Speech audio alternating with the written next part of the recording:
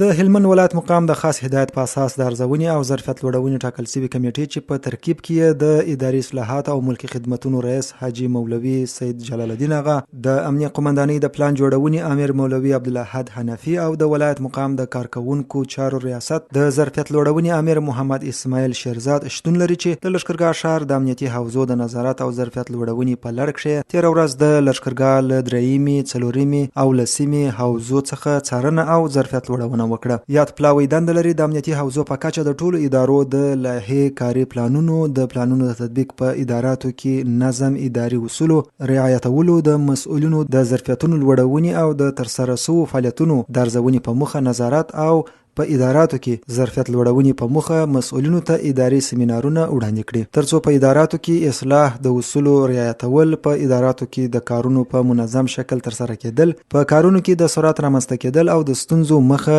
ونیول شي. یاد پلاوی د نوموړو حوزو له ټولو چارو څخه هر اړخیز نظارت، په اداري چارو کې د مشکلاتو حل او ترڅنګ یې د مسؤلینو ظرفیت لوړونه وکړل. مسؤلینو ته په اداري برخه کې سیمینار ارائه کړ. د طرز العمل موافق څارنه او ارزونه ترسره شوه. د یاد حوزو مسؤلینو د دې ګام هرکلی وکړ او هغه یې د چارو په بهبود کې اغیزمن ګام یاد کړ.